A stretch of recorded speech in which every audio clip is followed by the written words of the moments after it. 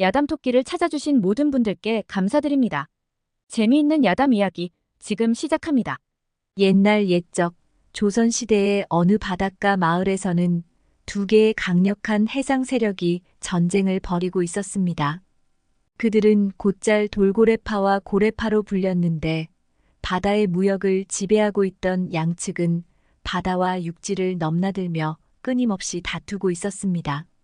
싸움은 시간이 갈수록 점점 격렬해졌고 해상 무역에 의존하던 사람들은 불안에 떨며 지냈습니다. 그들의 삶은 점점 피폐해졌고 마을 곳곳에서 전쟁의 여파가 드러나기 시작했습니다. 조용하던 마을에도 전쟁의 파고가 닥쳐왔습니다. 어느 날 돌고래파가 마을 근처 항구를 점령하면서 물자 부족과 굶주림이 심각해졌습니다. 마을 사람들은 점점 지쳐갔고 전쟁 없는 평화로운 나날을 되찾기를 간절히 바랐습니다. 그 중에서도 정민이라는 어부가 있었습니다. 정민은 평소에 여기저기 해결사의 역할을 하는 것을 좋아했고 마을에서도 소소한 사건들을 해결한 적이 많아 자신감이 넘치는 사람이었습니다. 정민은 마을 사람들이 겪는 고통을 더 이상 방관할 수 없었습니다. 어떻게든 이 싸움을 끝내야 해. 그래야 마을 사람들이 더 이상 고통받지 않을 거야. 정민은 그렇게 결심하며 돌고래파와 고래파의 싸움을 막기 위해 나서기로 마음먹었습니다. 그러나 혼자서 이 두 강력한 무리를 설득하기란 결코 쉽지 않은 일이었습니다. 정민은 먼저 돌고래파의 본거지로 향했습니다. 그곳은 높은 절벽 아래의 깊은 바다와 이어지는 항구였습니다. 돌고래파의 수장은 거칠고 무서운 눈빛을 가진 박 장군이었습니다. 그는 상대방을 절대 용서하지 않는 냉혹한 성격으로 유명했습니다. 정민은 몸을 낮추고 조심스럽게 그에게 다가갔습니다. 장군님, 말씀 좀 드릴 수 있을까요? 정민이 허리를 굽혀 공손히 말했습니다. 박 장군은 그의 갑작스러운 방문에 놀란 듯 눈을 좁히며 정민을 바라보았습니다. 누구냐? 이런 중요한 시기에 무슨 일이냐? 정민은 차분한 목소리로 답했습니다. 이 싸움으로 인해 마을 사람들이 큰 피해를 입고 있습니다. 제발 이 싸움을 멈추고 서로 화해하시는 것은 어떠실지요? 박 장군은 정민의 말을 듣고 비웃으며 말했습니다. 하! 내가 우리에게 평화를 말할 자격이라도 된다고 생각하느냐? 우리가 싸움을 멈춘다면 고래파 녀석들이 우리를 삼키려 할 것이다. 그런 위험을 감수할 수 없어. 썩 꺼져라. 정민은 굴욕을 느꼈지만 포기하지 않았습니다. 이번에는 고래파의 수장을 찾아갔습니다. 고래파의 수장은 조선 최고의 상단을 지휘하는 젊은 여성, 송상인이었습니다. 그녀는 머리가 비상하고 언변이 좋아 사람들을 잘 이끄는 성격이었습니다. 정민은 송상인을 찾아가 똑같은 부탁을 했습니다. 송상인은 정민의 말을 듣고는 고개를 끄덕이며 한숨을 내쉬었습니다. 우리도 싸움이 끝나길 바라는 건 사실이지만 돌고래파가 언제 배신할지 모르는 상황에서 어떻게 손을 놓을 수 있겠어요? 우리도 지켜야 할 가족과 상단이 있답니다. 정민은 두 수장의 말을 듣고 더욱 고민에 빠졌습니다. 서로에 대한 불신과 의심이 너무 깊어 화해를 시도하는 것 자체가 불가능해 보였습니다. 그러나 정민은 포기하지 않았습니다. 마을을 위해서, 사람들을 위해서 그는 두 무리를 화해시킬 방법을 찾아야 했습니다. 며칠 동안 고민한 끝에 정민은 한 가지 묘안을 생각해냈습니다. 각 세력에게 상대방인 척하고 선물을 보내는 것이었습니다.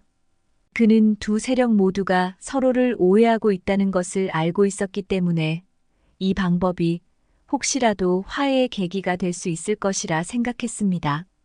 정민은 먼저 돌고래파에게 선물을 보냈습니다. 그 선물은 곧 고래파로부터 온 것처럼 꾸민 것이었는데 그 내용물은 매우 고가의 비단이었습니다.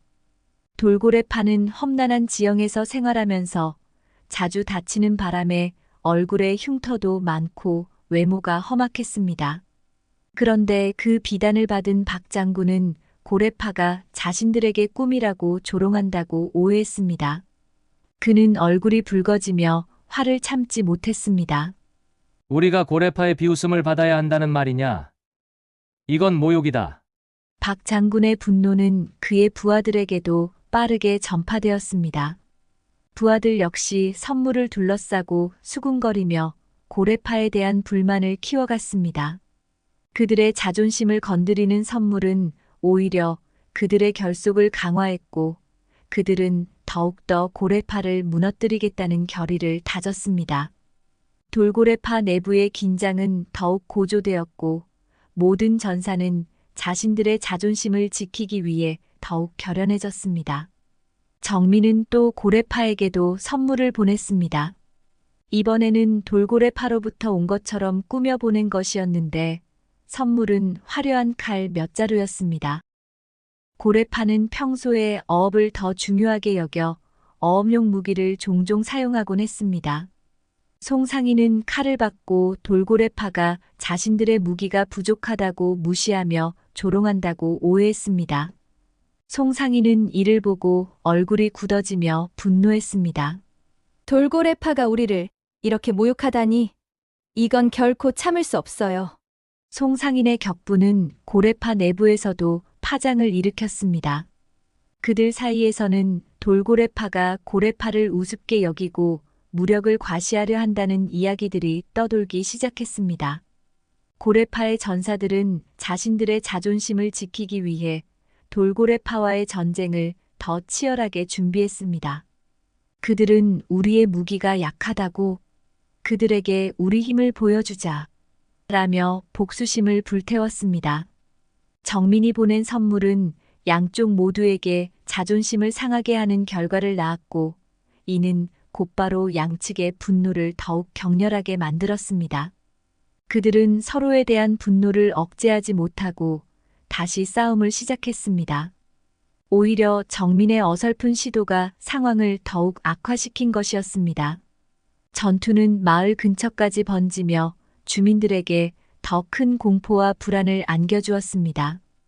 불타는 집과 무너지는 담벼락, 두려움에 떨며 숨어있는 마을 사람들의 모습은 참혹했습니다. 정민은 자신의 잘못된 판단을 뒤늦게 깨달았습니다.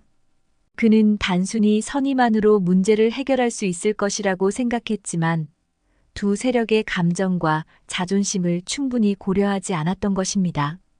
사람들의 고통은 더욱 깊어졌고 마을은 황폐해져 갔습니다.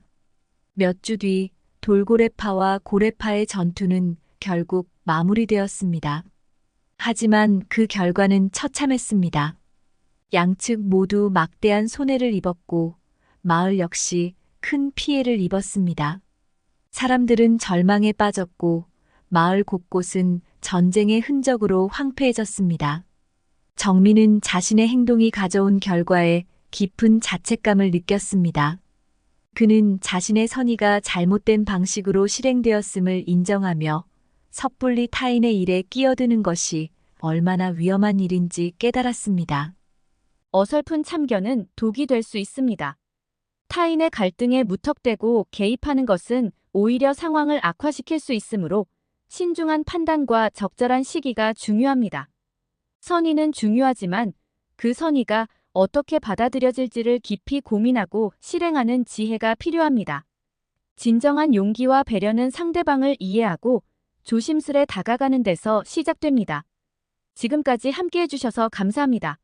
구독과 좋아요, 그리고 알림 설정은 저희에게 큰 힘이 됩니다.